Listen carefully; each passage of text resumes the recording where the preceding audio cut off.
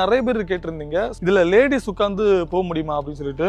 இந்த சீட்டு கொஞ்சம் சின்னதான் இருக்கு. ஸோ நீங்க சிட்டிக்குள்ளாடி இல்ல வில்லேஜுக்குள்ளாடி ஓட்டுறேன் ஊருக்குள்ள ஓட்டுறீங்கன்னா ஓகே.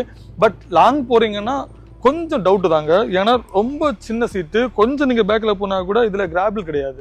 ஸோ எக்ஸ்ட்ரா நீங்க வந்து மாட்டிக்கலாம். பட் இது கிராபிள் கிடையாது. நீங்க இந்த லைட்டு மேல உட்கார்ற மாதிரி இருக்கும். பழக்கன் வண்டியை நீங்க ஆக்சிடென்ட் கொடுத்தா கூட பேக்ல போக்கு வாய்ப்பு அதிகமா இருக்கு.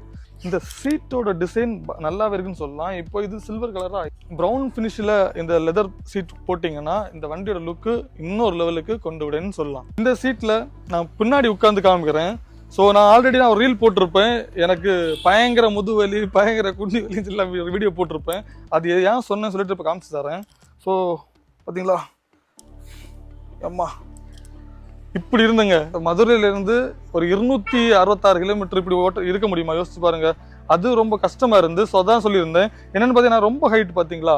ஸோ அதனால இந்த முட்டி ரொம்ப இப்படி வளைஞ்சிருந்து, அதுக்கப்புறம் சீட்டும் ரொம்ப லென்த் இல்லை. ஸோ அதனால எனக்கு கொஞ்சம் வலிகள் இருந்து அதை நான் ஷேர் பண்ணியிருந்தேன். நிறைய பேர் பாசிட்டிவாக நிறைய பேர் நெகட்டிவாக எடுத்துட்டீங்க. எனக்கு உட்காந்து வர்றதுக்கு ரொம்ப கஷ்டமா இருந்து. இன்னொன்று என்னன்னா நாங்கள் 2 பேர் போயிருந்தோம். 2 பேர் லக்கேஜ் எங்கிட்ட இருந்து.